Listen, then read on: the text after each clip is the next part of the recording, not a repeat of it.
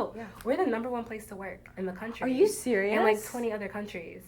And this is our 3rd year in a row being the #1 place to work, What? according to Forbes magazine, not just me. Yeah. So,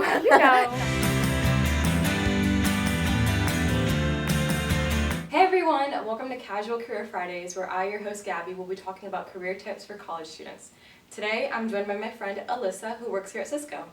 Hey, my name is Alyssa. I work here at Cisco as a business architect, and I went to school for marketing and information systems at Loyola University of Chicago. Yep. So before we get into today's topic, we're going to take a quick tour and then tune back in for us to talk about our weekly topic. Hey, so we are in Cisco today. This is one of my favorite buildings because we have our doctor's office here. We have our health and fitness gym here where we have things like classes and state-of-the-art equipment. And today I'm going to show you my floor that I started when I was an intern in 2019. So we have all kinds of teams that work on this floor. Personally, when I was here, I was working on marketing. Over here, we recently had this area revamped to be a lot more collaborative.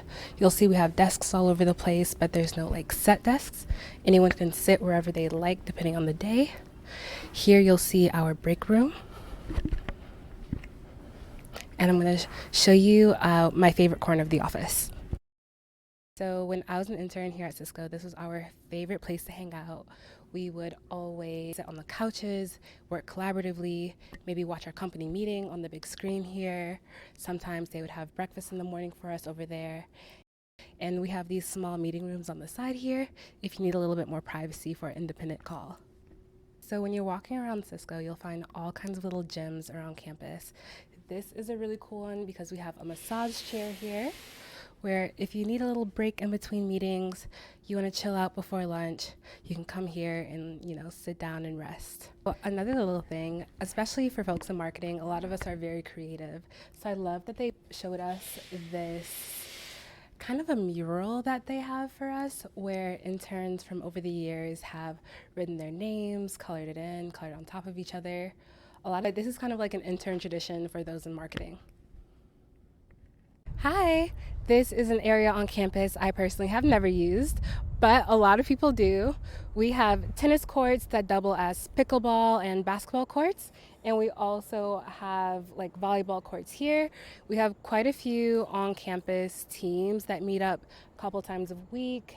Hi, this is the cafeteria at Cisco. We have some really cool spaces in here, such as our Cisco store, as our IT help desk, and we have some games in here. This is where we have a lot of events, so I visit this space a lot.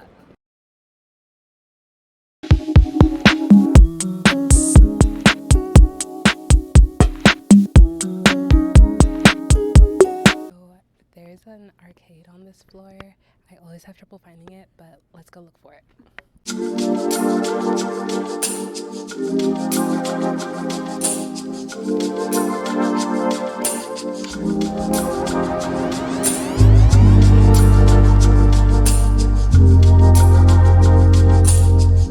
Hey guys, welcome back from that tour. I hope you enjoyed it. So before we get into today's topic, I'm going to talk a little bit about Alyssa and I and how we met. So we met a year ago at a dance class, and we have been friends ever since. She's a great person to have around, and she's actually going to go into a little bit of detail on how she got here to Cisco. So tell me a little bit about yourself, Alyssa. Thank you. So I'm from Milwaukee, Wisconsin. I went to school at Loyola University of Chicago, where I studied marketing and information systems. While I was in school, I was really, really diligent about collecting as many internships as I could, going to career fairs, just being involved wherever I could. And so while I was in school, I had a total of 7 internships during that 4-year period. And so I believe I was offered a role at Cisco via LinkedIn because I was so active on LinkedIn. I was doing a lot of content creation, videos, short essays, narratives, things like that. And I think that's why they reached out to me for an internship. And then after my internship went well, I came back for a full-time role. So I started at Cisco in our global partner marketing organization where I help our Cisco partners sell Cisco. And now I work in what we call people and communities, which is just human resources. I'm a business architect. That's amazing to hear. Also, I'm sure that you were going for paid internships, correct? Oh, yeah. Yeah. Oh, yeah. We don't believe in unpaid internships here. Mm-hmm. So what is it like to work at Cisco? What's the environment here? I really love working at Cisco. We have so many cool like perks at work. One of my favorites being you get 2 weeks off or paid time off to volunteer explicitly outside of your regular PTO. I think all of the teams I've worked with have been so warm. Aww. I feel like there's a lot of stuff I don't know. Like I have to ask about a lot of things, and there's never been anyone who's turned me away. Even when I was an intern, I had a personal goal of meeting every single person on my team, right? On my extended team. So let's say that's 30 to 40 people. I set up like 30-minute interviews with everyone and just to get to know folks, learn more about their roles, see what other things I might be interested in doing here at Cisco, and everyone was super receptive and open to that. Yeah. And I feel like that kind of just friendly culture is something that's intentionally been curated here. That's like, amazing. Even my t-shirt Yes. says, "We all belong." That's so cute. And I think that that's a mission that Cisco is really working towards and stands by. For sure. Of increasing inclusion, of making sure people feel safe and heard, and just making it an overall good work environment. So I really like the culture here. Oh, yeah. We're the #1 place to work in the country. Are you serious? In like 20 other countries. And this is our 3rd year in a row being the #1 place to work, What? according to Forbes magazine, you know, not just me. Yeah. So, you know. Non-biased information. Yeah. That's so amazing. this has like actually been tested and proven. Perfect. Okay, that sounds awesome. Alyssa, first tip. You're going into your first job. You want to negotiate your salary. What do you think you should have done before the interview to get a good salary negotiation? So the #1 thing to do before you go into the salary negotiations is do your research. A lot of times companies will post the salary range on their website. This is a new initiative that Cisco has taken on that we believe that people should know and have an idea of what to kind of expect when you're going into a role. But if you're at a company where they're not quite doing that yet, you can go onto Glassdoor, you can go on LinkedIn, and see what comparable jobs there are and compare their salaries, especially for your location and your experience. That's a good filters to check for. All right, so you're in the interview and you mentioned the skills that you have and whatnot. And, you know, after they offer you the position and you know about the salary and you want to negotiate, how important is it for you to mention your skill set in negotiating your salary? That's a really good question. It's very important to, in fact, even before the interview, you should have done your research on what kind of things that they're looking for in the role, so that when you go into the interview, you can use the same language that they use, especially when you're applying to someplace digitally. We use computers to sort out resumes, so if you're not using the same keywords that are in our job description, the computer's going to sort you out because it assumes that you're not a good fit. So you want to use the same language as the company that you're applying to. And so first, that's going to help you get into the door and even get the interview. And once you have it, when you follow up with, hey, I want to negotiate for a higher salary, you can say, hey, I know that you said this is a really important skill. I have this skill. I've developed this for X amount of time. And you can use that to leverage a higher salary. Perfect. Well, I was doing my research, and this is tip number 3. I noticed that having a specific number is not the best way to negotiate your salary. Is that right?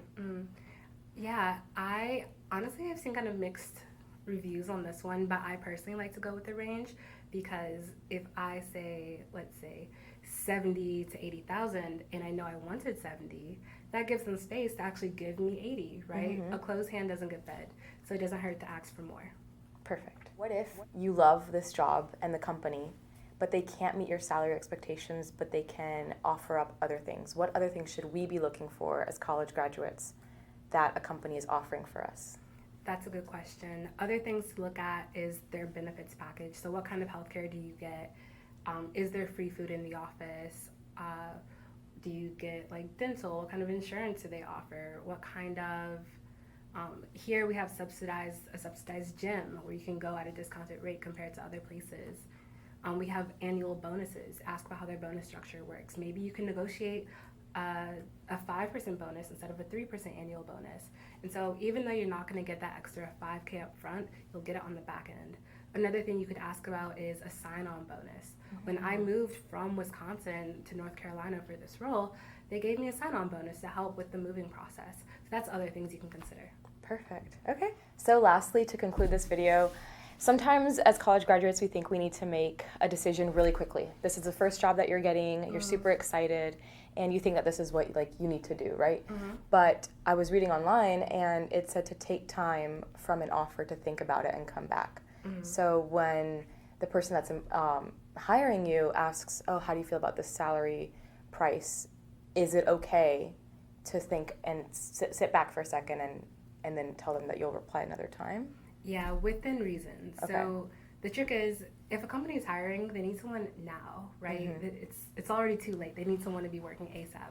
So you can take some time to think about the offer, but usually about 24 to 48 hours is a sweet spot. If you wait too long, you're kind of pushing into other timelines that they might have, and it could easily go with another candidate. But on top of that, I definitely recommend never go with the first offer. Even if you love the first offer, it's more money than you've ever seen. It doesn't hurt to just ask and say, hey, this is a wonderful offer. I was expecting a range of X to Z. What can we do here? Are there other opportunities to kind of reach that? Yeah. So. And to branch off of that, it's also important to have a variety of jobs that you're looking at, correct? Like don't just look at one, don't stay with one just because they're offering everything.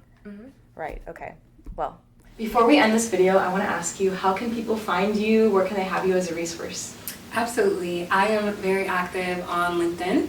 You can find me by my name, Alyssa Cuffey. That is spelled Alyssa, last name Cuffie.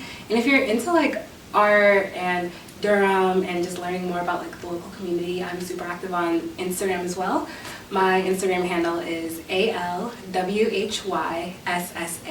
So it's Alyssa, but the letter Y is the word Y. Cute. Yeah. Okay.